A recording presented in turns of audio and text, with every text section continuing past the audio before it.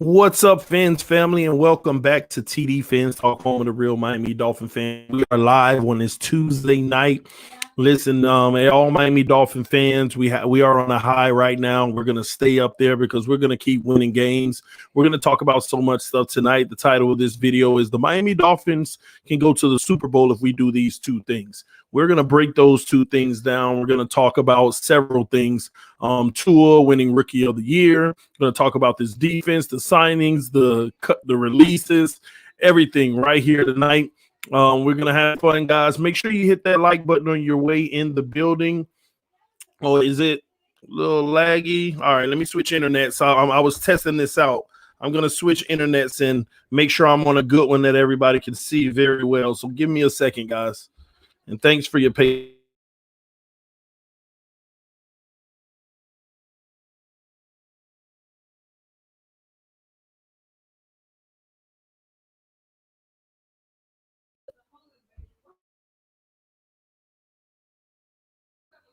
Let me know if you can hear me just fine in the comment section.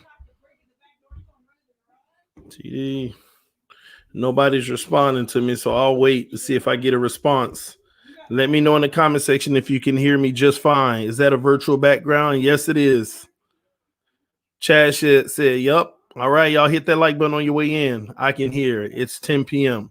All right, it looks a little better. If it gets a little choppy in and out, y'all forgive me. I'll be in a better setup later. Let me see here. You good? Crazy TD. I was thinking the same thing. We Super Bowl contenders. We gonna break it down, man. I can't wait, man.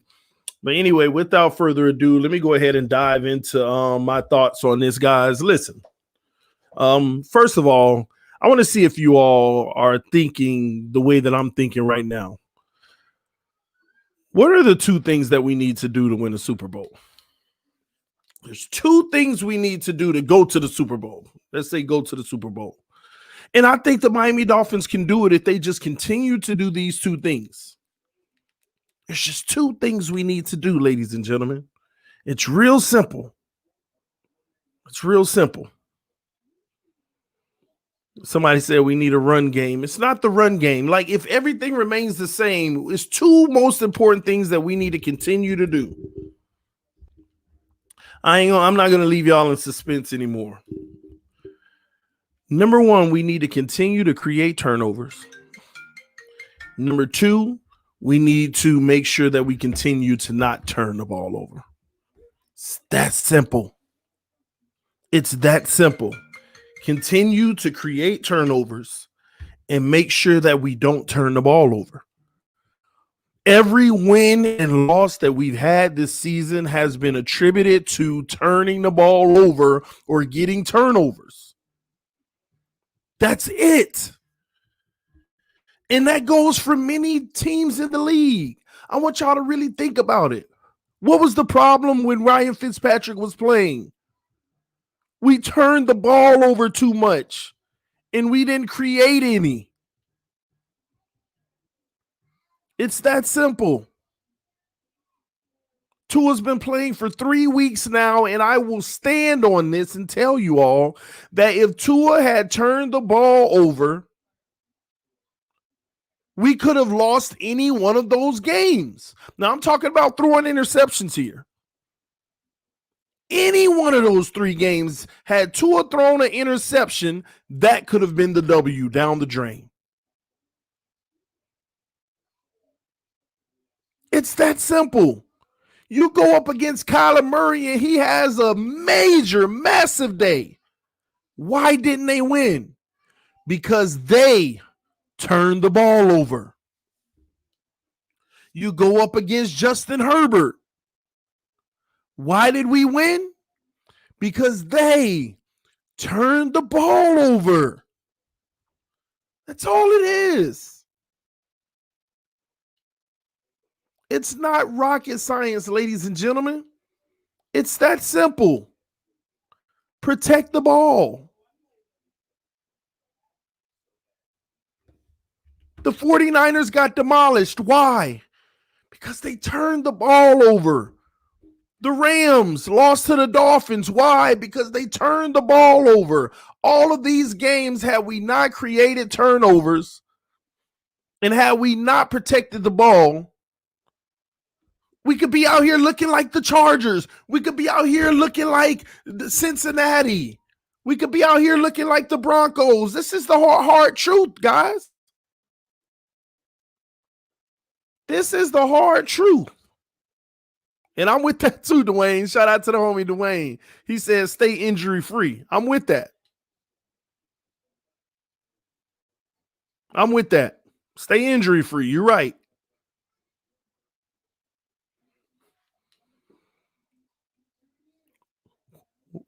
Tua isn't turning the ball over. Now, I'm not going to sit here and make it seem like, everything. I'm not going to sit here and make it seem like he's perfect. There was since he started, there's been at least 3 passes that should have been picked off.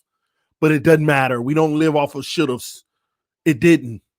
Kudos to the kid protecting the ball. A young guy like Tua, you'd expect him in 3 games to have 4 to 5 picks. 0.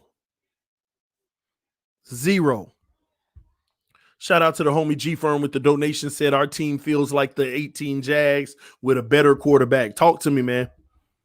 Talk to me, man.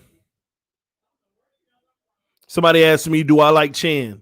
I love Chan. He understands. He gets it. Simplify it for Tua. Add a little bit on every week. Simplify it for Tua and add a little bit on every week. Now, I got to take a little detour here. I got to take a little detour in this conversation because I do want to bring people down the bay and keep it 100 with you. I try my best to keep it 100. Some people call it hate, but I try my best to keep it 100 with y'all. So let's take a little detour here. Number one, I'm proud of Tua. I'm impressed with Tua.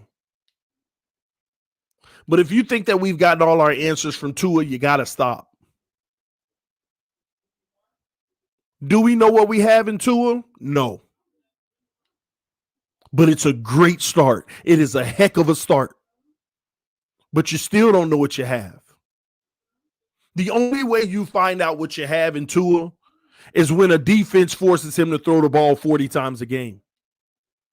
When you're down by 14 points in the middle of the third quarter.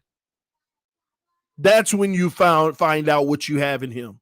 And the beautiful thing is, ladies and gentlemen, our coaching staff and our general manager is going to make sure that we don't put that kid in a position to where he has to prove himself in what he is. Now, we know one day in his career he's going to be faced with that situation. We don't know what that's going to turn out to be.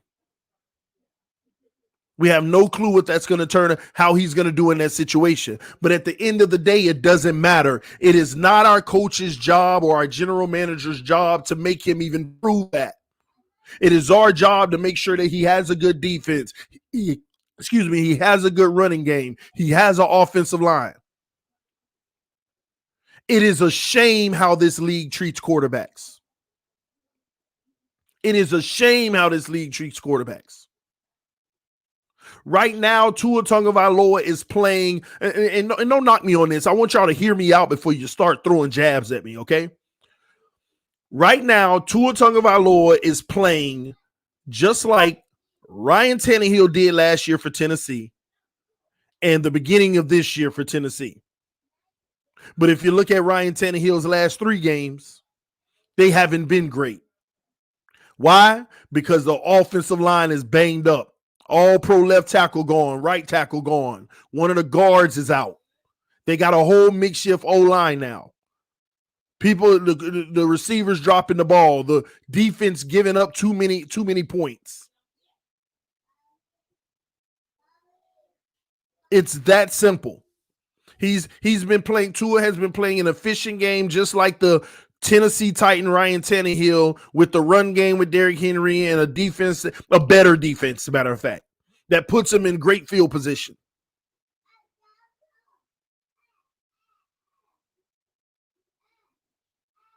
That is what you're supposed to do for your quarterback. You got to put your quarterback in a situation that when your left tackle goes out, you got a replacement. When your right tackle goes out, you got a replacement. When Kyle Van Noy goes out, you got a replacement. When Christian Wilkins isn't there, step up, Zach. That's what you have to do. And that's what the Miami Dolphins has done. Now, at some point, no team can operate like this perfectly forever, but we have to build towards that. We have not been riddled with injuries like we have been in the past. Yeah, I know you got a running back on IR, but we got depth. This person out, we got the depth. Preston gone for the season, we got the depth. Oh, the homie Dougley Durong in the building. What's up, brother? What's up, Logan Ice? I see you, Doug. I don't know if you're free tonight. Let me know, man. In breaking news right now, the Miami Dolphins are signing former Chargers wide receiver Andre Patton to the practice squad. Come on in here. Let's see what you got. You might even be able to make the roster at some point. That's breaking news right now. Just signed the Chargers wide receiver Andre Patton on the practice squad.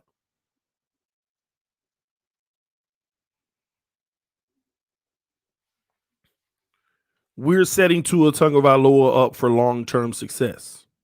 Now, the key of it all is to make sure that we continue to nurture his career to where he doesn't have to throw for 400 yards for a touchdown.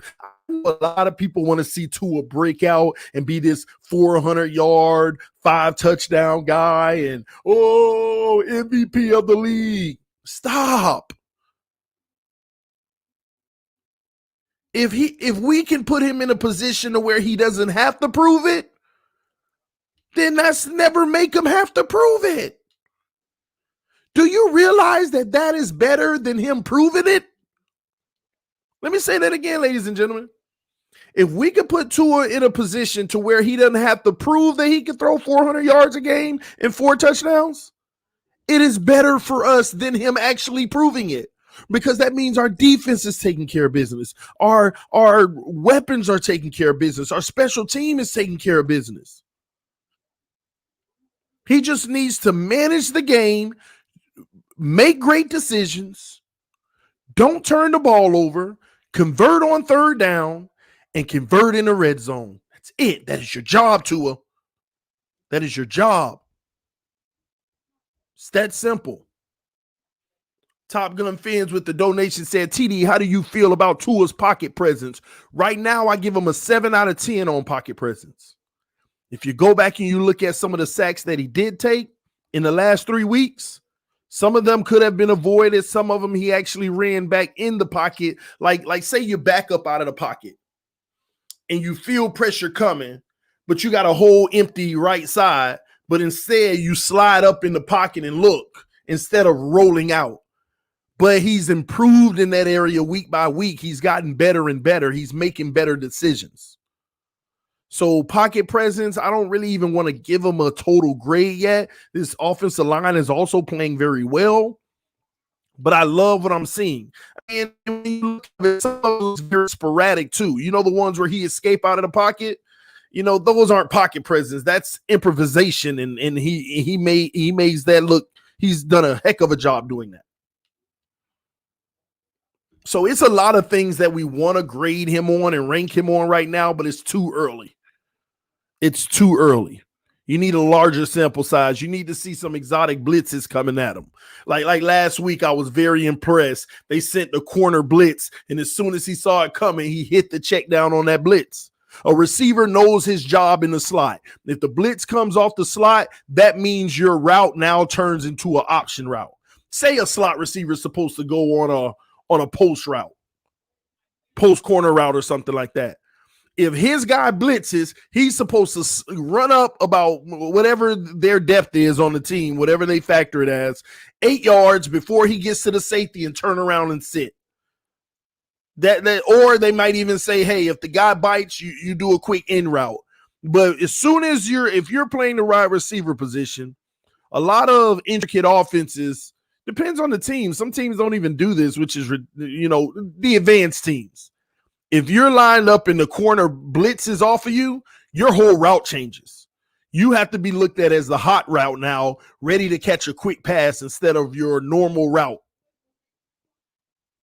And he saw that, the receiver saw it, and it was a thing of beauty. They sent that corner blitz, the receiver ran up 8 yards, turned around, the ball was already coming at him. He knew. And those are the things that I noticed that impressed me. He reacted to the blitz and knew where to go with the ball right away. Those are the things that impressed me with Tua. But I'm trying to tell people to hold their horses. And another thing, people have to understand, just because Tua doesn't throw 300-400 yards and 3-4 touchdowns, that's no indication of how good he is. He's making great decisions and moving the sticks. Matter of fact, he's such great decisions that he doesn't have to go for the home run all the time. A lot of these other guys are going for home runs, and sometimes they work, sometimes they don't. They're going to give you bigger stats at the end of the day, but you're also going to have more turnovers. This is the Tua that I want long term. I want a Tua that's throwing between 150 and 290. I want a 150 to 290. I mean, don't get me wrong. To be honest, I want a 200 plus Tua now. Don't get me wrong. But if a game is managed the right way and you're getting defensive stops, 150 is just fine for me with a W. But you can't ask the defense to do that every game, especially not against great executing teams. So with that being said, I mean, Tua needs to be a 200 to about 299 guy. He needs to be the 200-yard range quarterback, 2 to 3 touchdowns a game. 3 on the high end, 2 on the average. And you get a running game that's producing. You get a defense that's providing a great spark and good field position at times. That is all. Now, I knew that some of y'all would say that with the title. I just read a comment that said, y'all talking Super Bowl, laughing my FA off. Good gosh, or whatever. I don't care what anybody thinks whenever I say stuff about like Super Bowl. They didn't care what Don Shula or any of the fans back then had to think either when they went undefeated. I personally didn't care about those who say that we'd win 0 games this year, 1 game this year, 2 games this year, 3, 4, 5, 6 games this year. We're already there with 7 more to go. This ain't the year, bro. Calm down, man. We still 1 year away. 1 year away from what? What you're seeing right now? No, we're here. Next year, we're just going to be unstoppable. Next year, we're going to have game 1 and 2, and it's going to be impossible to do anything.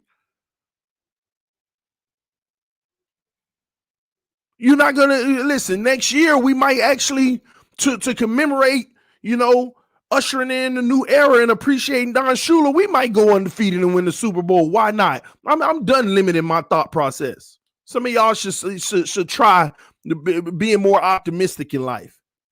It'll make you feel so much better, get you so much further.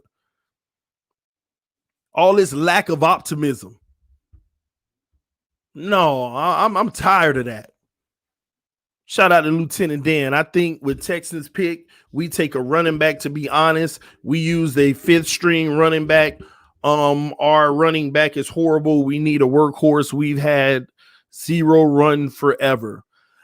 I don't know. I could be wrong on this, but I'm sorry, y'all. Like, listen, everybody keeps talking about a running back in the draft, and then they see somebody that they love, and they keep thinking it's a running back.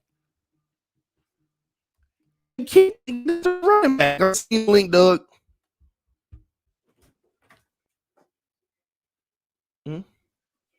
I'm gonna send you the link, Doug. And guys, don't come backstage. It's only for Doug right now. Please respect that, because it's hard to navigate when backstage is so full. But everybody keeps talking about a running back. I'm sorry. I could be wrong. Let me say that now. I could be wrong, but this team ain't drafted no running back in the first 2 rounds. I don't think that's happening. Ahmed, Gaskins, and whoever else they find and develop. Listen, I truly do believe wide receivers, running backs, and linebackers are something that this organization wants to continue to develop and have plenty of them and stick them in wherever they need them. They don't need to use the big artillery assets on them. You use the big artillery assets on the O-line and the D-line and the secondary. And you keep doing that. It's that simple. And I'm so glad I got my brother backstage from another mother. Look at that smile. What's up, homie? What's up, bud? Can you hear me? Yeah, I can hear you. Hold on, Doug. I think it might be my mic. Give me 1 second, bro. No problem. It might be me. Let me see. Can you hear me? Hear me, bro? I can hear you. I cannot hear you. Can you guys hear Doug? Yes or no in the comment section. That'll tell me. Can you guys hear me? Put a yes or no in the comment section right now. Can you hear Doug? Uh-oh. Yes. DDW did go. Oh, hold on, Doug. Let me figure it out. I'll get you. Hold on. Give me a second. No problem. I don't know what it is. Give me 1 second. I'll get this audio working. I don't know. Like every time I disconnect everything because I'm out of town and then reconnect, I'm always having this issue. Yeah, y'all bear with me. I'm gonna figure it out. I promise you. Doug, say something. Yeah, can you hear me? Not yet. Okay. Now. Can you hear me?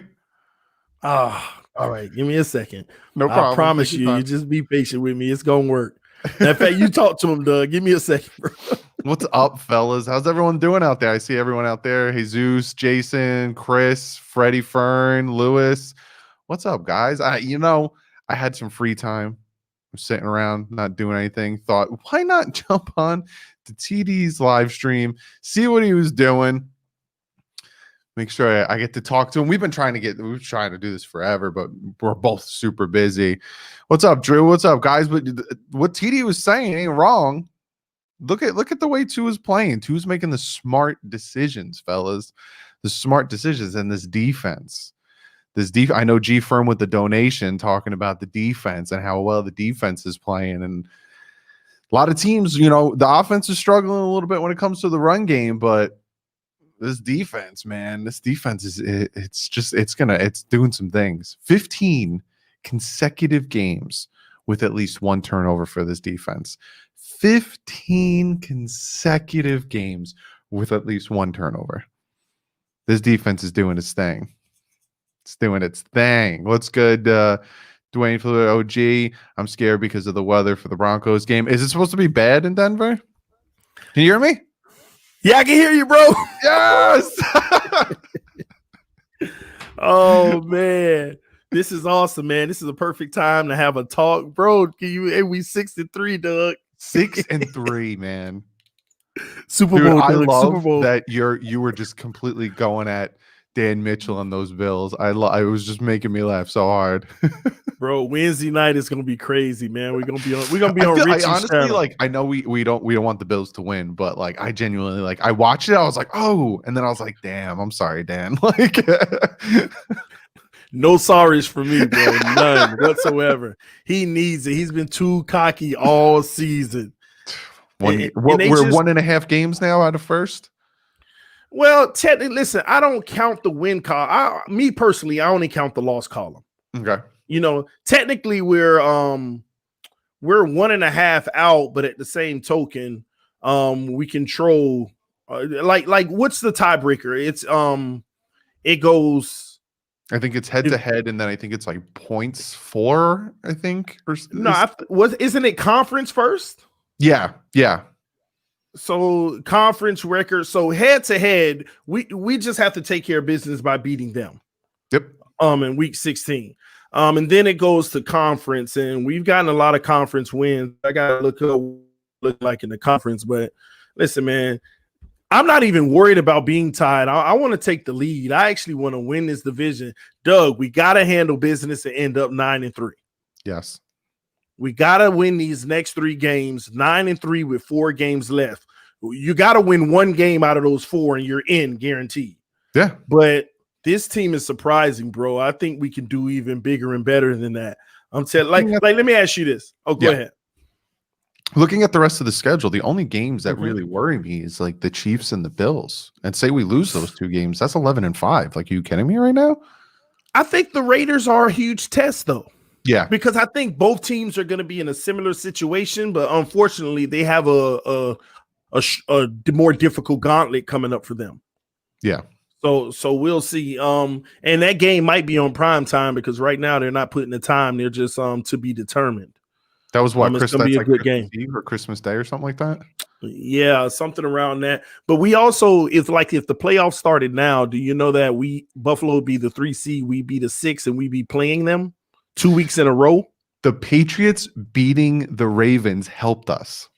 Yes, it did. Like, who would have thought? I was rooting for the Ravens. I wanted the Ravens to beat the Patriots bad, but then all of a sudden I was like, oh, now we're 6? All right, I'll take that.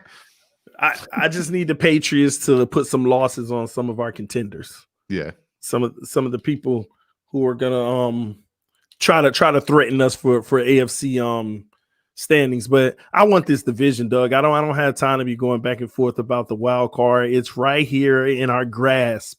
It's right there, bro. So talk to me, man. I want to hear from you, bro, because I know I've been busy. You've been busy. We've been supposed to do this for a while. I know I just totally ignored everybody in the comment section, just like me and you having a conversation now. But I'm sure they'll enjoy that anyway. But I gotta hear from you though, bro. What is going on with this team in your eyes? It's they're doing things to cover up their faults. Like the run game, it's right there. The run game, it's like the blocking on the offensive line needs to hold it literally for 1 second more, and these running backs are breaking off some big runs. Like, it's so close. Same thing with the defense. The pass defense, that pass rush is covering up the lack of run stopping. But I honestly think last week it had a lot to do with Christian Wilkins, our run stopping guy, not being there. And Balaj. But again, Balaj didn't go off that much. He had 60 yards. Like, it wasn't anything to really call home about. But this team, I'm telling you, we kept talking about it. They didn't have a OTAs, no mini camp, no real training camp, no preseason. So you don't have those games, and we have the second youngest team in the NFL. It's going to take about 4 games to start gelling. And after those 4 games, the Miami Dolphins have won 5 straight. They're gelling now. Like, they're getting in the groove. They're doing their thing. And it's like a lot of people are going to – now the Dolphins are that team. The Dolphins are the Titans of last year, where no one wanted to play the Titans last year. Now no one wants to play the Dolphins. Yeah, I mean, you're right. You're right, but what I'm starting to see from this team is that they can compete with any team as long as they don't turn the ball over. Yep, we can compete with it. I can't wait to play the Chiefs. That's why I want to go 9-3. I want to play the Chiefs and see what that zero blitz does against Mahomes. I want Brian Flores to have his rematch with Mahomes, because the first time they played, Brian Flores was literally destroying Mahomes in that first half. And I don't know what happened after that. They start going into a zone and prevent in the second half of the game. Like, Mahomes was shut down at halftime of that game. In the AFC championship game, Brian Flores called. This was the first time they were sacking Mahomes and negative 11 yards, putting pressure all over the field. And then all of a sudden they just went in conserve mode and he ripped them apart. So I want to see the rematch on this one and what Flores is going to do. But can you talk to me about Tua? Talk to me. What's your thoughts? I love what he's doing. Yeah, he's gotten lucky, because that one reception right through the defender's hand should have been a pick.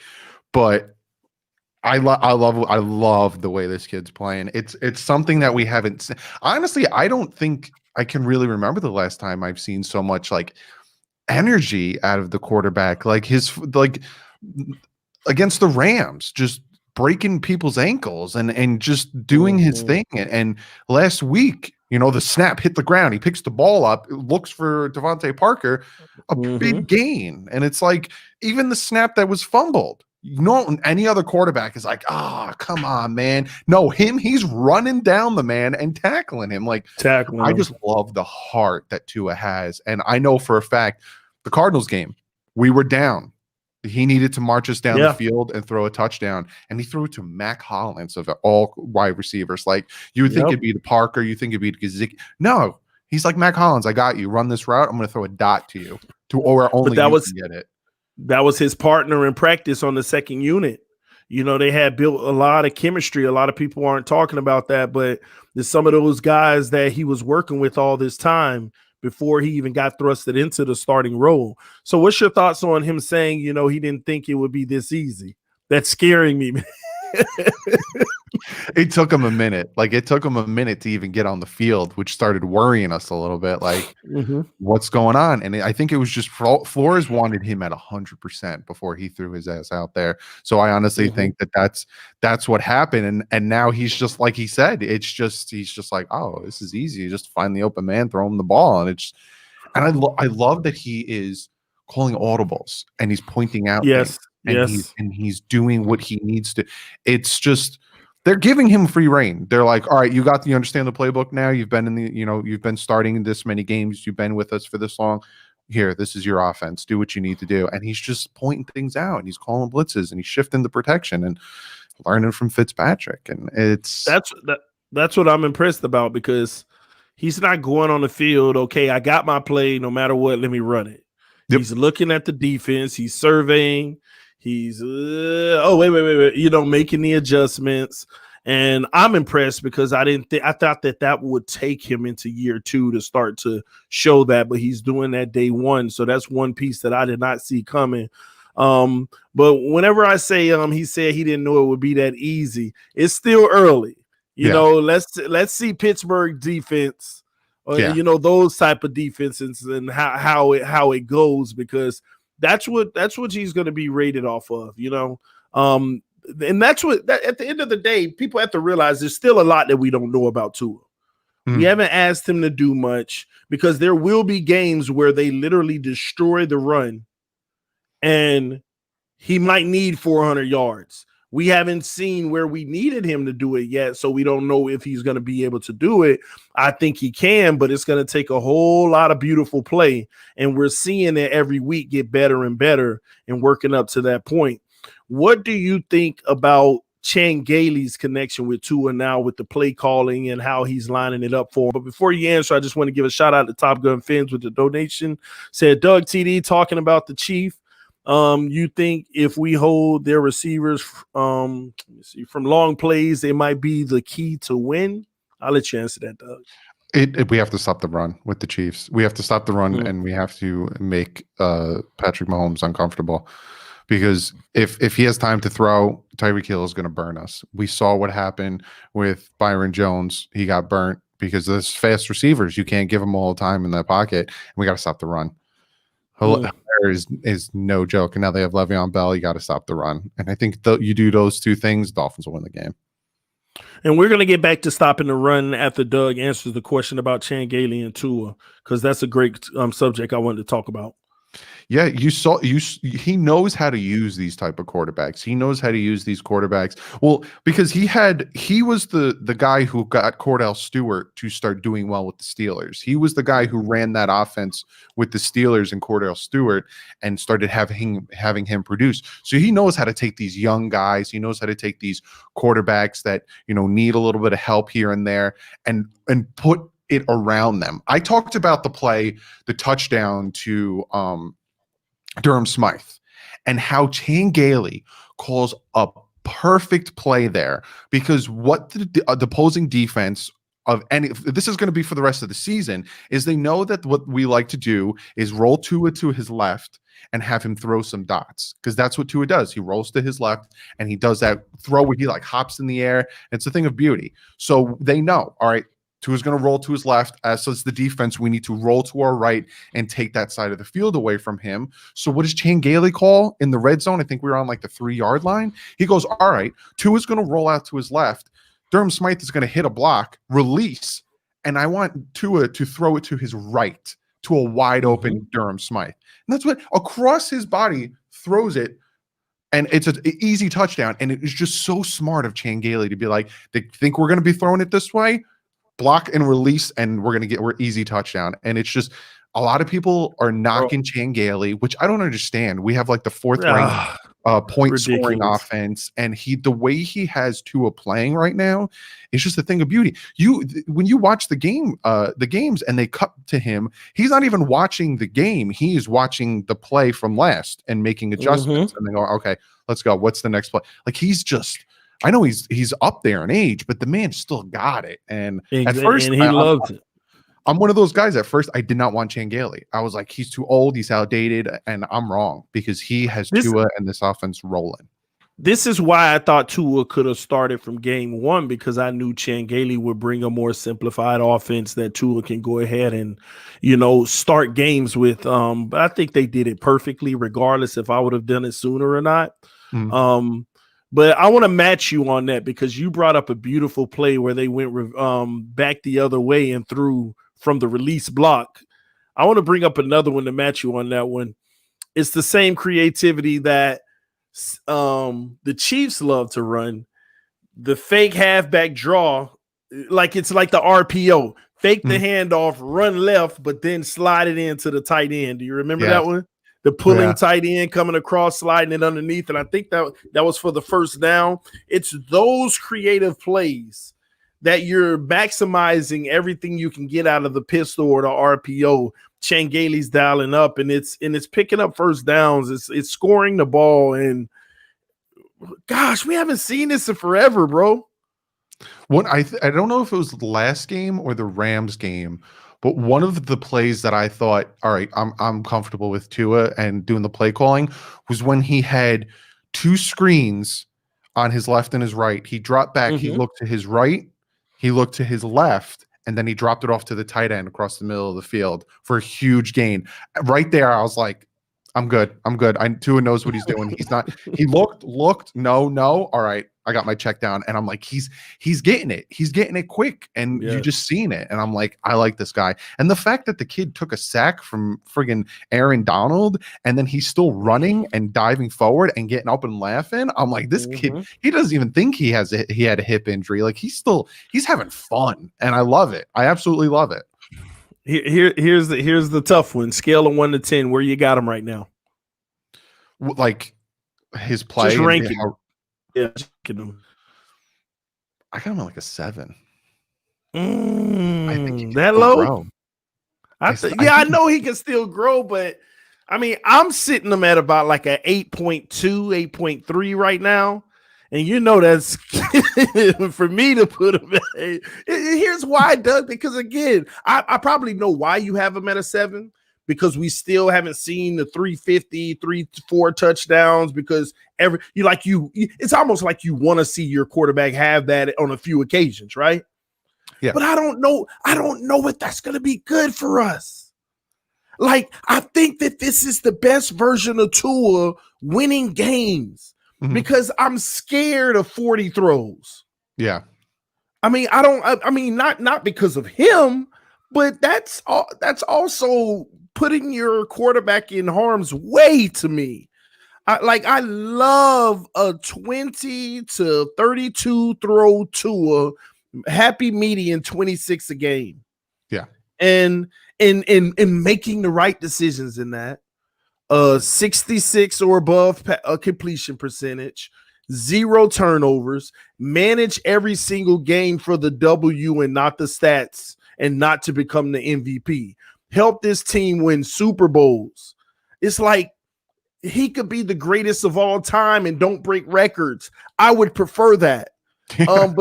But at the same token, I get it, because it's a quarterback league and everybody has to prove that 300-400 passing yard game with 4 touchdowns. And oh man, that's what makes me nervous, because that's still the unproven, not his fault, because he hasn't needed to. But at what point will he need to? And I just hope that this coaching staff and general manager keeps him in a position where he doesn't need to. Yeah. It's scary to me, bro. I got a question for you. What is your thoughts on the run game, and what do you think is holding it back because Okay. we see, Gaskin, we see now Ahmed, we see these guys break off and get 80 yards, get so close to that 100-yard, and they keep consistently like, what do you think it's the offensive line, or do you think we need like a Derrick Henry, or we need something like that back there? Neither, Doug. It's just fine, and here's why. It's just like Tua right now. Think about it. Yeah. It's been enough. See, it's a difference between explosiveness and enough to get the W. Yeah. It's a perfect balance. Like, I'm not going to oversaturate the running back to get 100 yards to win, and I'm not going to oversaturate my quarterback to throw for 400 yards and win. Let's just both work together, get what we get by the end of the game. You get 70, I get 180, but the second running back gets another 40. And, it's like everybody's looking for the back that's going to give us 100 a game, but are we not picking up first downs? Yeah. Like, we'd all love the breakout run for 60-yard touchdown, but it's like, because it's a quick score. Yeah. But what a lot of people don't talk about, what's more impactful is, instead of the 60-yard run, we got 5 first downs. Now we have clock management. Now we got an offense on the opposing team sitting down too long. You're taking away their rhythm. Now our defense getting more rest. See, these are the different factors of the game. We've had a lot of long drives, Doug, and that's why stats aren't going to go up, because in our game, we're having 1.5 less possessions than the rest of the league. If you go look at it, both teams are having less possessions. Well, there's an offset. We're really having a lot less possessions, but it doesn't look like it because we're creating turnovers. And so I talk about that every making game. Up for it. We see the defense the past 2 games, first drive, instant touchdown, and then all of a sudden they're back on the field. And I'm always like, all right, this next offensive drive, take your time. Let this defense get a breath, because they've been playing about 2 series now back to back, because they get us scores, and I love it, but I'm like, take a breath, defense. Well, it's one. We're going to get to another piece, Doug, because it's something that I'm actually not happy about. It frustrates me during games. But before we do, let's answer Kevin Lee with the donation. Hey, TD Doug, how do y'all think Tua will perform in the playoffs? I think by then he will be settled into the offense and even better. I'll start this one, Doug. If we're playing this style of football,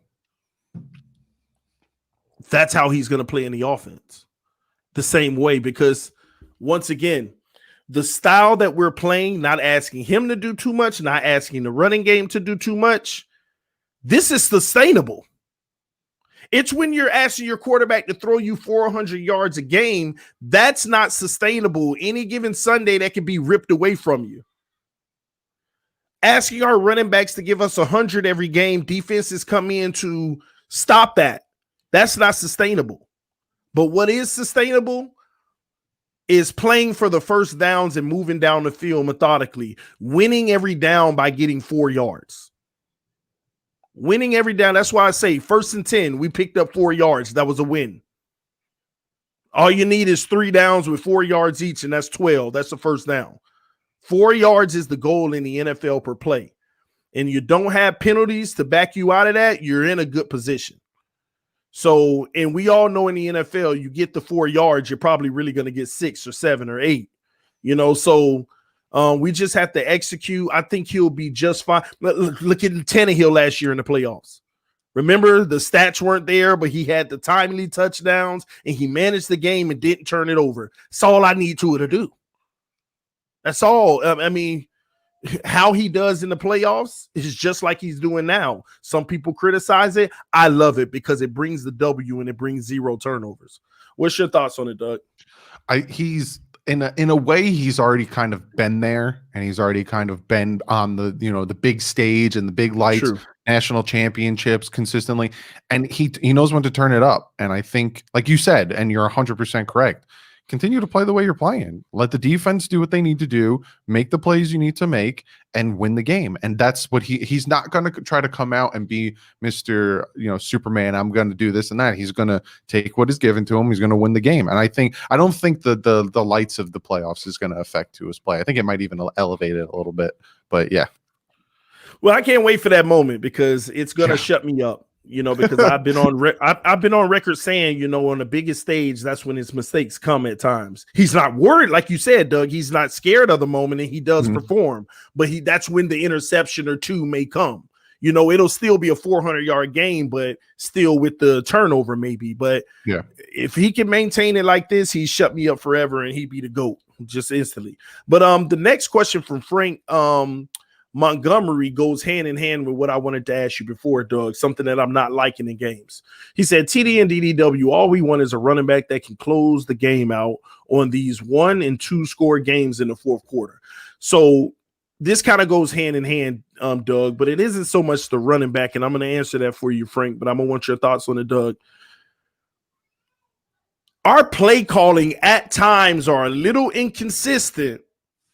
Like we're on a roll, and then when we take the lead, it gets a little inconsistent, and we all get a little nervous because we've seen this in the past. Luckily, we've adjusted back to being consistent in games, but we have a good spurt of almost a whole quarter where we're like, why are they doing? And that's offense and defense, bro. That's offense and defense. And for the life of me, I can't stand zone whatsoever for this team. I hate it. I don't care I don't care who. I don't care if Flores called me himself and said, here's why I run zone. I'm going to say, Flores, shut up. It don't work. It doesn't work. Okay. But on the offensive side of the ball, I don't think it's the running back that needs to close the game. We're beyond predictable at the end. When we're up by 14, everybody knows with the 2 receiver set that we're going to run the ball to try to milk the clock. Yeah. Instead of saying, you know what, Tua, keep the gas on the pedal, because there goes your 250, 280, 310 yards. It's the moments where we're at the end of the third quarter and we're up by 14. Now we want to hand the ball off on first, second, and third down like we did last week and punted it. So, and I'm screaming at the screen, throw the ball. He's going to pick, I don't care if it's check downs. That's a run. But he's more lethal than our running game. He's more accurate than our run game. And people have this notion that if we have the big bruising back, he'll close it out. Not when you got 9 guys in the box coming downhill to stop the run so that they could try to get the ball back and try to catch up to you. They already see it's coming. So it's not the running back that we need to close games. We have the running back. It's how we, like, if you were smarter, you might want to go 4 wide and do a halfback draw. That would at least give you, what did Laird do when he came in the game at the end? We spread it out 4 wide. He ran the draw, went up the field. Then Perry comes back. We spread it out again. They run the draw. He gets 8 yards. So it's not that we need the big bruising back that can close games. It's the formation, the scheme that we run, and not being predictable when we're up. That's my take. What about you, Doug? No, I agree 100% because it was at that point that Ahmed had 90 yards. And I was like, I don't know why. It's been 26 games since the Dolphins had a 100-yard rusher. It bothers me. I'm like, I need to have a 100-yard rusher. So I was like, oh, he's at 90. We get this first down. He can be at 100, and then we all 100. And then they ran him. And then obviously the defense thinks, well, they're going to try to run the clock out. -1. Stuffed them. And I'm like, come on. He lost yards. He lost like 6 yards. I was like, now he's at like 84. You're killing me here. Like, if you're going to do that stuff, like you said, 4 wide. Because in the style of offense that Tua can run and Gailey has calling, you're in a 4 wide set. You can do an RPO. You can go to hand it off to Ahmed. He can look, see the corner coming in to make the tackle, leaving the receiver, Jakeem Grant, Mac Hollins, whoever you want to say. He can pull the ball out, get it to him. Well, he get it to him this way, lefty, but get it to him, first down and more. Like you had in a different screw it, not even 4 wide receiver set. Be in the pistol formation, 3 wide receiver set, 1 tight end. Like just have at more least options. some different look. And you know what? Man, what was I gonna say? Gosh, it just skipped my mind. You were going and you were making so many good points on that. Oh man, I just lost it. It was a good one too. All right, just keep going, Doug. It'll come back. But yeah, Man. no, it 100%. It's like I feel like I got it. You got it. You got it. Go. I got it. Let me not lose it. There's been 5 games out of all of our out of the 9 games, Doug, that we have literally destroyed our running back stats. Literally, like we'd have 2 solid possessions of 6 carries and -10 yards. They went from being a 5.5 rush per carry to a 3.9 by the end of the game just because of what Trash Time did. That is so messed up for a guy's mental and his stats and contracts and all of that stuff. That it sucks. And that's not on the running back. It's on the way that we've handled it. And I even noticed that a few times there was a few plays with Jordan Howard who they pitched it to him, and then he turned and looked up the field and he had 3 defenders in his face. And it's because at that time we had Solomon Kinley in there, and Solomon Kinley, I love the man. He's a Hulk. He'll knock you off your block and push you 20 yards down the field. But Absolutely. You ask him to swing out, it's going to take him about 5 days to get where he needs to go. So that's why they put Jesse Davis there. We need better swinging guards. Like Eric Flowers is killing it, but if we want to make plays on the outside and stuff, it just doesn't work. And then stop calling those plays. Like you said, like stop putting them in situations where your guys can't move there. Just run it up the gut. Have Solomon Kinley throw a guy 15 yards. Hey, Doug. What's up? Kalen Ballage is better than Jordan Howard. You're not wrong. Doug, do you remember all the arguing I did? I liked the Jordan Howard signing. I thought he had his first 2 years in Chicago was good. Then they had Cohen, kind of killed it for him, did pretty well in the Eagles. Hey, this is going to work out for us. But if I'll take that, if in the flip side, Agba, Lawson, Kyle Van Noy, Byron Jones, all the signings we did work out and he didn't, I'll take the one fault out of the other 7 good signings, because Emmanuel Agba has 8 sacks on the season, and he's going. If he keeps going at this pace, he might have like 16. I hope he does. I hope he does. See, the next 3 games, I hope that he has 5 in the next 3 games because of the opponent. Right, are so trash. But remember all that arguing I was doing with people about Ballage? Yeah. At least Ballage had an excuse with the trash O-line. And Howard's coming in to replace him. TD, you're delusional. You were right about that. He did come in to replace him. But boy, oh boy. He didn't even have the same. Well, you listen, he's just not the type of back for Miami. No. He's like, I don't think with this O-line we can, like, people have to understand, we do not have an elite run blocking O-line. No, not we at all. We have a decent run blocking O-line, but it is not elite. So you need smaller, speedy backs that can get through crevices and even fall through them to fall forward. Jordan Howard, he no, you're trying to put a square peg in a round hole. It's not. That's what it was. And people have to understand, the Dolphins didn't release Howard. It was a mutual agreement. Yeah. That's what I love about this team now, because if you notice back in the day when, we had Philman and when we had all these egotistical head coaches, they would do things for themselves. Adam Gase would trade Jarvis Landry away or Jay away because they were pissing him off. Whereas now we cut Rosen, not because, look, we don't need you, or not because you stink, but listen, kid, you're going to be sitting behind Fitz and Tua. You're not going to beat them out, and we're not going to start you over them. Go start for a team and show what you can do. Same thing with Jordan Howard. Look, Jordan Howard, it's just not working out. Is it you just don't fit in this RPO offense? It's a possibility. Go play for a team, and you're going to start. Go to San Francisco. They need a running back. I think he might have came to them in this situation. I think he was unhappy with his role. All of these guys passing him over, even guys that weren't even playing all season. Like, listen, Ahmed come in and like, y'all just gonna pass me up. It ain't my turn now. Like, Gaskin's gone. Okay, I understand he was running better than me in practice. Okay, he proven himself. And then Breeda's out, and y'all just look past me. At least put Laird in. I mean, y'all going with Ahmed. So he was probably like, man, can y'all release me so I can try to go get picked up by another team now and help them at the end of the season so I'll have some kind of stock for 2021? Because if he stays on this roster and doesn't play and get released next year, he's in a doghouse in the league. This was the contract we gave him. No one wanted that because he cleared waivers. No. Yeah. So we're gonna save the $5 million next year too. That's huge. I like that little $5 million.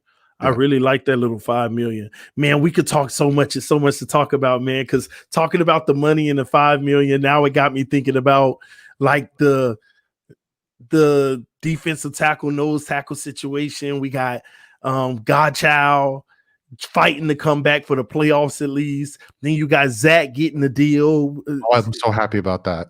Me too. What's going to happen though next year? What do you envision happening? Godchild's gone, right? Oh yeah, God. Unfortunately, he gave Zach Seiler the chance to prove himself, which his first game, we claimed him. With this guy, he was on the practice squad with the Ravens. Who is this guy? Screw it. We're letting everyone come on. Last year, literally, me and you could have played on the team if we were on a practice squad somewhere. Just come. You want to try out, come. And he instantly comes and plays against the Giants. And you're just like, who is this Seiler kid? He lives in a trailer. Like, he still said he's not selling his trailer after. And now he's one of my favorite guys on the team. I love it. And Vince Beagle, like, just these guys that you're like, who are these people? But when they're on the field, they're producing. Andrew Van Ginkel is another name. Yes. Landon Roberts. Oh, they're all out there, bro. Listen, laying the boom. But you know what's crazy? Nobody's giving the person who deserves the credit.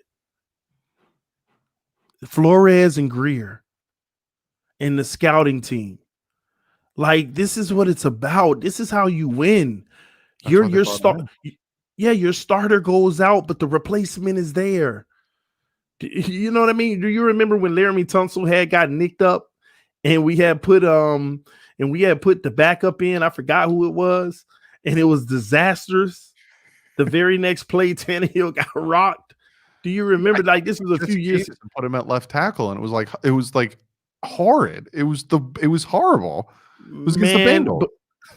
But now we're making a way no matter who goes down, because that's a testament of the depth that we have, man. It's a thing of beauty. Kevin Lee said, "Hey Doug, TD and Doug, being that Tua is our guy, what do y'all think we should do with Houston's draft pick, running back or offensive line?" Man, I was talking about this before you came on, Doug. Talk to him. What's your thoughts? Because I don't believe it. We're not getting no running back in the early round. No, I see. I told everybody there's 3 positions that the Miami Dolphins will develop.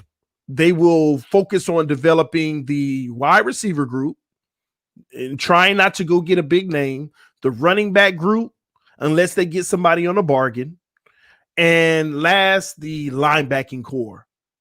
And I feel like all early picks are going to be invested in the brass, the O-line, D-line, secondary. What's your thoughts? For me, it's BPA. I think with this team right now and the way they're playing and the guys they have, you can go best player available at that point. But we don't even know where we're going to be picking with that Texans pick. It might be number 2. And if we're picking at number 2, I'm trading back. Like, are you kidding me? Someone's going to want talking about quarterback. We got so much, man. Like, we can trade back. Trade down and get more. Things like people want these sexy picks. Me personally, I like Landon Roberts. I like Gruger Hill. I like these guys. But there's this, I forgot his name, but there's this middle linebacker coming out of college. I want that. I miss Zach Thomas. I miss a Junior Seau. I miss a Joey Porter. Like, I miss that guy that we can depend middle linebacker. Pass rusher, we have Agba doing his thing. We got Lawson doing his thing. and like I said, best player available at this point, because it's like at first I really wanted that like Jason Taylor, Cameron Wake stud pass rusher, but then all of a sudden Agba started telling me to shut my mouth. So now all of a sudden I'm like, I don't know, maybe a pulling guard, but like I like Kinley. Like what is Kinley? And maybe I don't know. We got to see how it falls, because I don't know what it's going to look like come April, May. Man, we got to talk about Ogba tonight, because I'm going to save that for a little later. I want to handle some of these people's donation because they put money towards the channel. So I want to answer their question. G Firm said, imagine if we had Wilson and Hearns in this season. They're back next season, guys. They're back. Their contract is guaranteed due to the COVID sit out. So they're back. All right. Life is a gamble said, let's talk about how we are tied last in plays over 20 yards offensively, and also how teams have managed to slow us down after half. Well, we kind of talked about slowing us down at the half. That's a part of us. That's something that we've done with the play calling, being conservative, having a lead in many cases. But I think as the season goes on and as Tua gets more comfortable, you'll see it get better, because the Cardinals game, they didn't slow us down after the half. We kept scoring points after the half, and same thing with the Chargers game. Well, I think with the Cardinals game, we kind of slowed down in that third because they went up and took the lead, and then we came back again. But I agree. The more weeks that Tua plays, the more this offense will roll on a 4-quarter basis. So I agree with Doug on that. Bama fan here. You get Smith and Waddle with Tua or Najee, you guys are set in New York City. But I still am rooting for Tua as a Bama fan. That's what's up. What you think about those college guys? Najee would be a huge addition. I don't know where he's projected. See, that's the thing. And a lot of people ask us these questions, which I don't understand, man. We're 6-3. Why are we talking about the draft at this point? But we get these questions. We get these draft questions. We don't know where they're going to be projected. We don't know how the rest of the season is going to plan out. So injuries. We get Najee Harris in the second round. We got 2 second-round picks. So I don't know. I can't answer these questions, because Najee Harris can blow out his ACL, and all of a sudden he could be a 4th-round pick. He could be another J.J. for us. So I have no idea. Doug, I'm going to shift gears here to a more serious conversation. Emmanuel Ogbah. I'm nervous. I think the Dolphins would be making a huge mistake not bringing him back in the office right now. Mm-hmm. He's on a 2-year, $15 million deal. This is year 1. He is playing like an $18 million defensive end right now. This is what we were putting the money up for Clowney for, and he's destroying Clowney this year. Yeah. And do you like, because if you bring him in the office now, he's more likely to sign the deal and not bet on himself. You wait till next year and he continues to have success with no injury, he's going to bet on himself, and we're going to lose him. So what's your thoughts? Do we bring him in now? Do we wait the next year? Or do we just, hey, when his contract is over and he's too expensive, bye, we'll find the next you? See, I'm 100% on the same page as you, because I call it the Jarvis Landry syndrome, because we should have brought in Jarvis Landry before his last year, and then we wouldn't have had to deal with that whole franchise tag trade scenario, because we could have got him cheaper for the money that we wanted him for. So I agree 100%. But looking at what Brian Flores and Chris Greer are doing, a lot of these guys that they're bringing in, a lot of these guys that are signing, they sign into contracts. So when their contract's up, they're at the age that, okay, we want to put a younger, more quick guy or whatever in that position. Me personally, like you said, I'm bringing him in now. I'm doing Zach Seiler, and I'm bringing him in now. I'm giving him another year contract extension, throw a little bit more money on that contract, have him at least for next year as well, and then see, okay, what can we do going forward? But I'm keeping him. I'm keeping him 100%. But he's interesting. He's interesting though with the young talent theory, because I agree with you, and it ain't even nothing to agree with. You're right, because that's what we've. If you look at our last 365 days, this is our MO. That's our MO now. Mm-hmm. The young talent between a certain age group, but that's where it's scary. He's only 27. Yeah. And he's still 2 years out of that age range where it's like, we're okay. Because our age range cutoff is like 29. But when he's up for his new deal, he'll still be 28. So it's like, are you right there on the cusp, Miami? Like, what do you do? Like, this is a puzzling one for me. And that's what I love about what the Dolphins are doing, because the Dolphins are winning and the Dolphins are going to continue to win. So we're in that mindset now where, all right, your contract's up. You're 29, you're 30, whatever, you're on your career, you're kind of hitting that arc where you're going to start going towards the end of your career. You're still playing at a great level for us. We want to keep you. This is how much we want to keep you for. And if they say, I think I can make more, the Dolphins are in a situation, they're like, all right. But that I don't think that'll happen, because like the Patriots did for the past 20 years, you're winning. So when you give them that check of, this is how much we want to offer you, sure, I'd like another Super Bowl ring, I'll stay. That's what we're going to get. And I've never experienced it. I've been a fan since 95 and I've never experienced this. So it's weird. I just don't know when it comes to a 28-year-old, when they got a shot. Like, think about it. Say he goes to 2 Pro Bowls in a row. And we hand him a check for $12 million a year. And for let's just hypothetically 3 years, just hypothetically, right? And that's a big deal. Yeah. But you just made 2 Pro Bowls, and this is the last time you can get major bucks. So instead, you want to go ahead and get the 3-year 16 per. And I don't know if he's going to be a Dolphin after next year. Unless we do it this off season. So it's just an interesting situation, one we're going to have to keep our eyes on, because if they brought him in and they found him, if they trust the scouting department, they're going to feel good about doing it again with another guy. Yeah. I got to feel it's going to be interesting. We got a few more, Doug, coming across some donations, comments. Devontae getting 2 feet inbounds on that one catch in the end zone led me to believe he is the most NFL ready wide receiver in the draft. See, I don't even get into college until the last 2 regular games of the season and then the playoffs, because it's too many moving parts, man. It's hard. Frank Montgomery said, who's our first contract extension, boys? And seeing what we did with X and Byron, we are willing to pay our top players in the league. I don't think, Doug, we're willing to play our top players in the league. We're willing to pay our top players at certain positions. I think that we know what positions are important to us, and those are the positions that we'll invest in, and then the other ones we'll just keep developing talent. That's my take. What about you? And they do it at the right time, because it's so funny. We gave Xavier Howard his contract extension. It was the highest paid corner in the league. He's now like the 5th highest paid corner in the league. True. We give Byron Jones that contract in the offseason. He was the highest paid corner in the league. He's now like the 3rd highest paid corner in the league. We give him at a certain time, because all of a sudden they're going to get overpaid. So the next guy I think who's going to get paid.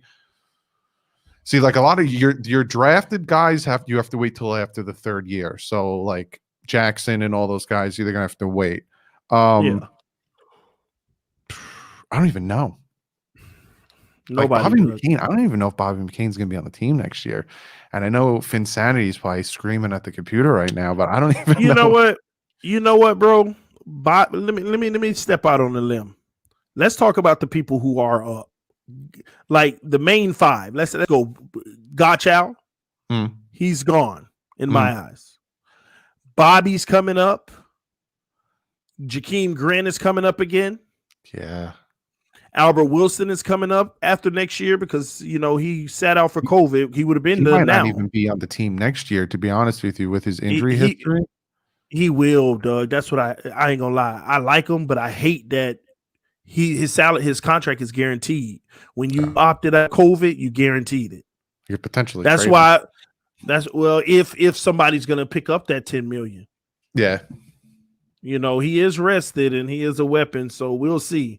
But let's talk about Bobby and Jakeem Grant. I think those are the main guys that stay. And here's why. Flores and those guys didn't give them their big deal, but they've already been compensated. They've been compensated. And when you really look at Bobby McCain, his stock as a safety, even though he's one of the better safeties in the league now, which is crazy, the way that people were talking bad about him. His stock at the safety position, I think that it only fits with Miami. Some could even argue Emmanuel Ogbah's success is predicated off of the scheme that we run and the pressure that we provide. Mhm. Like, there's not a lot of defensive ends in this league that gets one-on-ones all the time. The scheme that we like, if you look at all his sacks, a lot of them are one-on-one. Yeah. Because we're sending blitzes and you can't double the ends, because the league has started a trend where they double both the ends and let the middle go head to head. And because most of your threats are coming off of the edge now. And now you have a system where you can't double the edge, and now the edge is eating. So I think that we save money on guys like that, and people look at the film and say it's the player and the scheme and not just the player. It's just my thought. I honestly I like Bobby. I liked Bobby before the season started, and you even brought up the whole scheme fit, because the Chargers were saying that they started running the ball heavy, not because the Dolphins couldn't stop it, but because they were afraid of Herbert throwing the ball, because he couldn't recognize the defense. True. He had no idea who was coming, who was dropping back.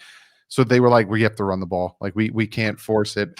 But my thing Did you see what they said? Oh, go ahead.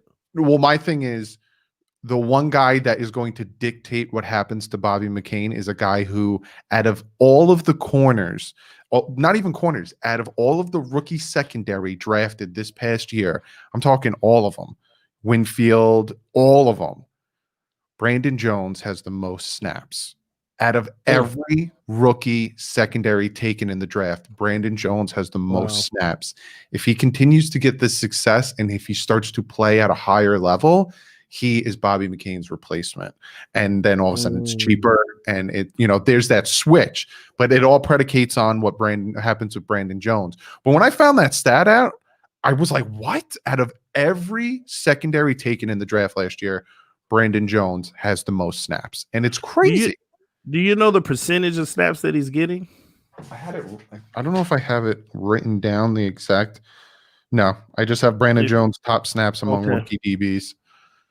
Wow. Now I know our defense been on the field a lot. That's still impressive. I said by week 12, Brandon Jones would be starting at safety, replacing one of those guys. But now I'm not so sure of it. He's just going to continue to be plugged in. But you're right. He might just end up being the replacement. Because we're developing the future now, and I love that we have people in place that make you not see that. You don't notice that the future's there. I gotta say one thing, and this always happens to me, but I have a bone to pick with Mika Fitzpatrick. Right? Everyone knows I hate Mika Fitzpatrick because he's a giant man child. If Mika Fitzpatrick would have just shut his mouth, he would have been Brandon Jones, who has the most snaps out of all rookie DBs. That's what Brandon Jones. They wanted Mika to play where Brandon Jones is playing everywhere. Man, Mika pissed me off when he came out and said what position he wanted to play, and complained about the fact that they had him everywhere. He finishes the season in Pittsburgh, and as soon as the season's over, this man out of his own mouth said, he's open to being that rover guy next year and just being all over the field. Then what was the problem? That's exactly what we wanted you to do. He had 3 games with the Steelers, 3 games where he had 5 interceptions. And then for the rest of the season, he trash. Yep. Nobody talked about that. Oh, look what he's doing. Then you didn't hear from him. He was playing very poor. The season was over, and all of a sudden he said, oh, they're going to move me around more because they want me by the ball more. What did Brian Flores say he wanted to do with you? Put you around the ball more, you giant man child. Brandon Jones is reaping the benefit of Mika Fitzpatrick being a giant man child, and he's going to be one of the best roaming safeties we have, and I'm very excited for it. I just had to get that out. I hate Mika I'm excited at the fact that we're just going to destroy them in the AFC Championship game. What's funny too? In my town that I grew up in Bayonne, there is the high school I went to, Bayonne High School, and their biggest rival when it came to football was St. Peter's Prep. And that's the high school that Mika Fitzpatrick went to. So I should have known when we drafted him that I was going to hate this kid. Let me tell you, I actually loved Minka, but he hurt my heart because it takes a lot for me to buy your Dolphin jersey. Yeah. It took me 6 years to buy a Tannehill jersey, bro. Because I only bought it because I finally started believing that he could be the guy if we got enough. And I bought a Minka jersey, and sure enough, I couldn't wear it more than one season. It hurt my heart. It hurt my heart. And now I learned my lesson. I don't buy any jerseys unless you're at least in your second year, you're happy, and you're playing well. Why haven't you gotten a Tua jersey? 2021. Or I'll put the P.O. box up if you want to send one to everybody watching. I take all merch, man. I bought Wes Welker when he kicked the field goal, kicked off and ran. He was doing returns. I bought a Wes Welker jersey, and then that offseason they traded him. Ever since then, I buy retired or anything. Like I got my jersey here that I made myself. I have Marino, Zach Thomas, Jason. I won't buy a new player's jersey because we talked about it on your stream, I think, in the offseason where we were like, no one's safe. No one's safe. And it's Tunsil was out of there, everybody. Tunsil, everybody was out of there. But listen, man, I think that the Dolphins are headed in the right direction. We have the next 3 coming up that are all winnable games. The Broncos are dealing with some crazy stuff. They may be with the third string guy, in which the defense should really take advantage of that and eat. Then we have the Jets again. No need to even speak on that. And then we have the Bengals, and I think that's going to be a tougher game than people think. But you're going to have Tua versus Burrow, and at that point, nobody's going to deny Tua the rookie MVP of the year. Yeah. Even though he didn't have as many starts, because he's getting W's, he's not turning the ball over, and those guys are taking L's and turning the ball over. Regardless of putting up 300-400 yards and the touchdowns, you got to win games, and you got to also not be part of the reason your team is losing. Tua's neither. That's why I believe he's going to be rookie of the year. What's your thoughts? Offensive rookie of the year. If Herbert didn't throw that interception, there was a good chance that the Chargers would have had a better chance to win the game. Murray too. Like you said, you don't put your team in a situation where they can't come back. And Herbert did it. And a lot of people want to talk, who's better, Tua or Herbert? And then, Tua's first game, which it blew my mind. People were saying, oh, we should have took Herbert. And it's just like, it was his first game. Look at Peyton Manning's first year. It was hot garbage. Eli Manning's first start, it was hot garbage. Patrick Mahomes' first start, he threw 2 interceptions. Like, what are you guys talking about? Now all of a sudden everyone's like, I love Tua. It's just it's funny, but 100%. If Tua goes off and we win these next 3 games and he beats Joe Burrow in that revenge game, because to him, it's LSU versus Alabama. Like he wants that revenge. Because he in that game, he brought them back within 6 3 different times, and that defense could not stop Joe Burrow. He was like, I'm trying to win the game for you guys. I just need you to make it stop. And they couldn't. So he knows for a fact. He probably circled that Cincinnati Bengals game. He's like, I need to win that game. And like you said, he does. Man, when was the last time the Dolphins had a rookie MVP on this team? Yeah, I remember the last time. It was 2020.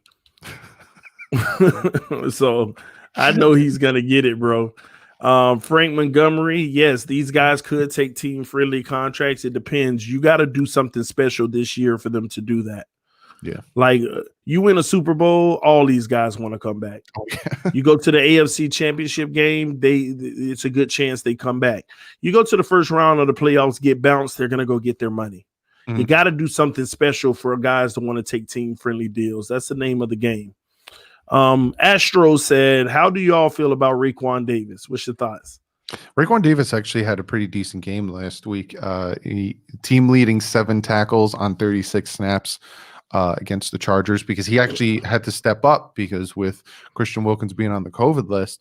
I love the pick, and like the same thing with all of these guys, the same thing with the guys who at first were struggling, all these rookie guys, Brandon Jones, Tua, all these guys. The more they play, the more they get used to the NFL, the better they're going to be. And that's the same thing with Raekwon Davis, because the kid is going to be throwing people around. I'm excited for him. He's just got to play more. That's all.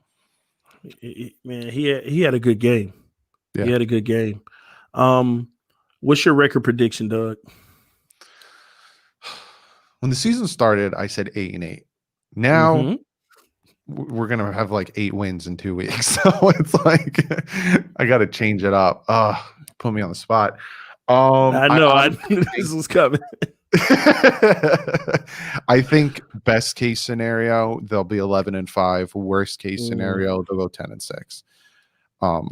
And I hope I didn't just jinx the team, because I'm superstitious. I haven't shaved my beard since they lost. So wow. I won't do it. But yeah, I think that the Denver game, the Jets game, the Raiders game, the Bengals game, and like I think to me the hardest games for the Dolphins is going to be the Bills and the Chiefs, and that's because we don't play well against mobile quarterbacks. Other than that, I think the Dolphins can beat all the teams they're going to be facing. And I can't wait for us to beat the crap out of the Patriots. Like week 1 was such a fluke. We should sweep the Patriots this year. Like it bothers me we lost week 1. But I honestly think we might lose 2 to 3 games and go into the playoffs as division champions. Which that's what I said. I said about 11-5, worst case scenario 10-6. So I'm right there with you. What if we go to 12-4? Oh my gosh. When was the last time we were 12-4? In the 90s? bro, I'm gonna do it a little worse. What if we go 13-3? My original prediction that everybody went crazy on me about. But like the reason why I say that is it's not like we can't beat the Bills the second time. No. I mean, it's not like we can't beat the Raiders. It's not like we can't beat the Patriots. It's really the Chiefs game that everybody's like, oh, that's the one. But why not? Chiefs lost. Like who's that one lost to? I don't remember. Wasn't it wait, hold on. It was not a big bad team. It wasn't like the Steelers or the Ravens or anything. Yeah, everybody's been giving one or two crazy ones up. The Chiefs lost to oh, here it is. Let me see. I'm going down the list. I don't see any loss. I think they're saying the Raiders. Yeah, they did, and they play them again this week. It was 40-32. But when you really look at the Chiefs, man, they almost lost to the Chargers. Yeah, they've been wishy-washy. So like you said, anything could happen. And if the Dolphins go 13-3, they have a chance to get that number 1 spot and have a bye. Bro, no, we can't get it because it's only one team get the bye, right? The Steelers are undefeated right now. And we definitely need them to beat Buffalo. Yeah. We don't need them to. We just want them to because we're going to handle our business. Buffalo are pure frauds. I don't care what nobody say. They get one little win against Seattle, and everybody knows we should have beat Seattle had Fitch not turned the ball over so much. They're frauds, and we're going to keep proving it. You know, the more we win and they start losing, they're getting really mad. They are really attacking. They hopped into my Twitter. They don't like what's happening. Where Josh Allen, they gave him like a 99 throw power, right? So I tweeted out with a laughing face saying, well, what's his accuracy rating? And all of a sudden now they pop back up off that tweet and saying, oh, this really aged well because his accuracy got better. And I said to him, yeah, it does help that you have Stephon Diggs, who you just throw it up to him, he's going to catch it. I'm like, but there was 3 interceptions dropped against the Cardinals last week, and he's still super inaccurate. And they get all butthurt in their feelings because they don't like facts. They are mad. Listen, they saw the Patriots fall and they got wide-cheeked and happy. And now now they're like, Dolphins, leave us alone. Stop coming near us. It's not fair. Because they know deep down inside their team hasn't proven anything to them. Their team hasn't gone out and beaten a great team in an impressive fashion, like a domination. Like the Bills don't have impressive dominating wins. They don't have wins where they're dominating a good team. Like the Bills ain't playing the Pittsburgh Steelers and putting up 40, and the Pittsburgh only put up 17. They don't have it in them any given Sunday, but we do. We have that effect to us where we could. Yep. So we'll see, man. It's gonna come down to the wire, but I'm excited about it, man. Give your last thoughts on the team if you can, because I'm going to end the stream coming up soon. I realize I'm actually Central Time now. I'm in Texas right now. So the time, so it's 11:30 for many people while it's 10:30 here. So talk to the people. Give them your last thoughts. I'm excited. This is we called this this off season when we saw the players they signed. We called it last season when we won the 5 games, and when we beat the Patriots week 17, we felt something different. Brian Flores is different. He's doing something. Greer even realized, all right, I'm struggling a little bit in scouting and stuff. Let me bring in one of the best scouts from the Chiefs who brought in some great players. Let me bring in the best scout from the Raiders and all of a sudden we start scouting better. We start drafting better. You know, we have guys, Solomon Kinley, Robert Hunt, Brandon Jones, Austin Jackson, Tua Tagovailoa, like just 5. We have 5 starters in our draft class right now. Are you kidding me right now? Like, we are there. It's a new team, and it's just something that we haven't experienced in the past. Well, I wouldn't say 20 years, because 2003 with Ricky was just a thing of beauty, but it's been a while. It's been a while since we've been able to be like, we're a good team, and this is fun. And it's just, I'm excited. I'm cautiously optimistic though, because I still am a Dolphins fan, and I still have been burned really bad, but it just feels different. Like, I don't like Denver. I'm not worried. I know I should be, because you never know, especially with the Jets. I hope the Jets win. I don't want to face a winless Jets. I don't, because I'm afraid. I'm afraid of that. That would be no. Don't worry about it. We better take care of business. TD, I told you at the beginning of the season I predict 12-4. LOL. I think we lose to the Chiefs, but that's it. Then we face the AFC champs game and win. We'll see, Russell, man.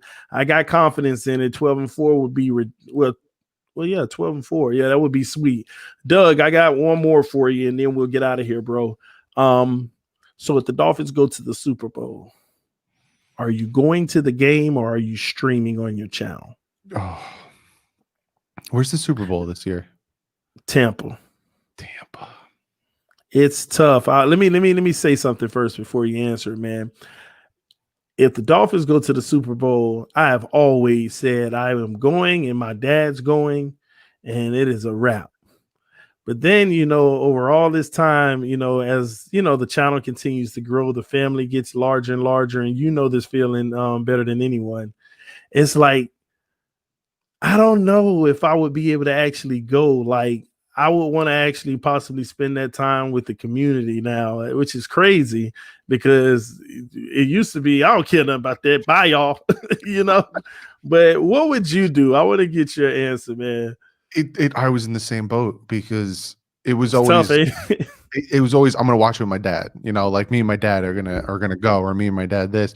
But yeah, I'd probably have a big party and I'd live stream it, and if I could find a way to get together with you, and then we could do like this big live stream thing. I'm with it. I know it'd be hard. Oh my God. Yeah. I would love to do something like that. Like, just get everyone together and just make our own Super Bowl party, you know? It's a stream from the game. You think the phone's gonna work in there on a stream? You're in the Super Bowl? They have like dampeners somewhere. And your screen will be spinning the whole time. Trust me. Just glitching, freezing. Yeah, you can only record. You're not getting any reception at a Super Bowl whatsoever. Man, it would be a tough one though, Doug. And we'll just have to get us a suite, and then right. Straight from the suite. Hopefully it has signal, man. But all right, man. Hey, Doug, man, I appreciate you coming through as always, man. I continue. Y'all already know what time it is. If you don't know about, because we picked up a lot of subscribers lately, and some of them may not know who you are, Doug. This is the GOAT, ladies and gentlemen, greatest of all time. He does his thing day in and day out. Dudley Do Wrong. He was in the comment section earlier. It's pretty simple. Dudley Do Wrong. Go check out his channel right now. He is on his way to 20,000. He is not far. Y'all got to help him get there. He is really, really close. What is it, like 17, Doug?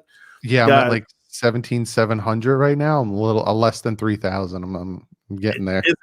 Isn't it crazy how it's been going lately? Oh, I got like 1,500 in like 30 days. I know it's wild, bro. It's wild. So, but we're loving it, man, because our families are growing, and your family's always my family, bro. Just remember that. I love what you do. I appreciate what you do, because whenever sometimes I'm just tired and I can't talk off in football, I need to listen. I'm always sitting there watching you, Doug, even when you don't know it. I might be driving with the kids, but I got one AirPod in my ear just listening, man. I don't know if you get the chance. I don't know if you watched my I put together clips from my live stream. If you get the chance, go back and watch it, because somebody said in my live stream on Sunday, "Hey, bring TD in," and I knew you were live streaming, so I pulled up your live stream and I held the phone up, and I had your live stream going in my live stream. So if you go back and watch my like reaction thing where I put the clips together, I put it in there so you can see me shouting you out in the live stream, watching your live stream. Everybody was coming over saying, "Doug said he loves you, TD." I said, "Tell Doug I love him too, man." People don't understand. Like, me and you have been doing this and have had this friendship for 2 years. Like, people tell me like, "Oh, do you know about TD? You know, he's a cool guy." I'm like, I've known him for 2 years. Like, I've never met him, but like when I see you, I instantly know like we're like we just know each other so well. So it's just funny. Like me and you are like the OGs. Like, we've been doing this forever. We done been through it all, man. Shout out to K Flexing, man. He was rolling before we even started, and man. Great one.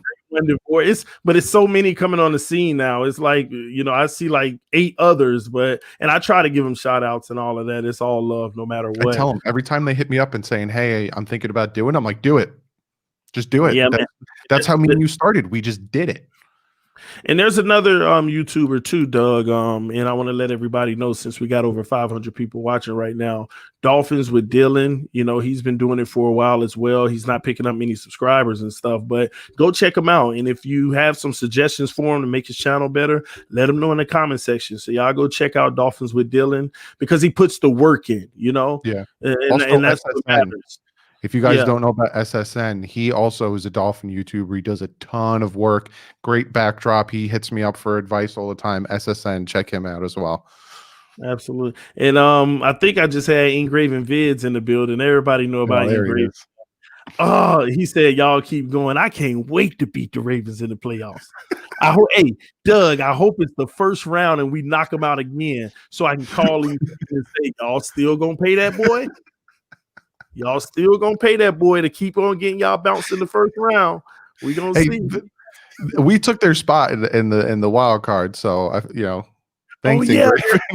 Hold on, Doug. Hold on. You're right. The Ravens aren't even in the playoffs right now, huh? Engraven, the Miami Dolphins are better than the Ravens, right? Bro, hit me up, bro. We got to collab now.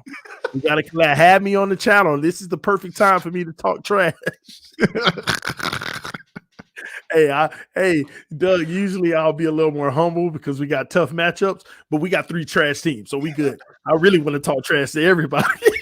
Yep. Oh my gosh, this is perfect time. This is just perfect, man. But yeah, man, I'm sorry, y'all. We get off track, but I love you, Doug. I love all y'all, man. I thank y'all for tuning in. Any last words, Doug? No, man. If you guys haven't subscribed to TD yet, he is fantastic. Live streams are fantastic. Interactive is fantastic. He's got to check his podcast. His podcast is fantastic. I listen to it all the time. TD's doing great things. For real, guys. Hit that like button, hit the subscribe button. You guys need to follow him. We on our way to the top, Doug. Let's keep it going, baby. Hey, guys, one more thing. I just dropped it in the link. Please go click on the link, Cited Debates. I just dropped the link in the comment section. I posted a question on that link. I want the Miami Dolphins to win this poll on who's going to win the AFC East. All you got to do is put your name, your email address, and you register for Cited. And it's a site where you give your opinions, you vote. And I want y'all to vote on mine who's going to win the AFC East. And I believe it's going to be the Dolphins. Also, you can earn money on this site. It's just like almost like taking a survey. All you got to do is vote. Like they have all kind of questions. Is Herbert better than Tua? Yes or no? No. And if everybody overwhelmingly at the end of the day agrees with you, you win a point. And then the leaderboard, you win Amazon gift cards and things like that. So it's pretty cool. It's an easy way to win money. You got a little time during the day, just vote on the polls and see where you end up. It's not, it's a growing site. So it's a lot of opportunity to make some quick cash, especially before the holiday. So go check it out, but at least vote on mine on site. And I'm going to drop the link one more time. And also make sure you check out Dudley Do-Wrong's podcast. I saw your podcast, bro. Let them know about it. Yeah, man. I'm partnering with Fanatics Network, and they helped me out greatly by helping me start my own podcast. So yeah, it's what if you can't watch the YouTube videos, I take it and I put it on the podcast form, and I'm going to start doing some special things over there as well. So yeah, you can check me out at my podcast. Awesome, man. Again, y'all go subscribe to Dudley Do Wrong. This is TD Fans Talk. We are out. We all love y'all. We all one big family. Peace. Super Bowl bound, baby. Engraving, yes, man. Don't be crying in the car, bro. Don't be crying in the car, man. It's all right, man. We out.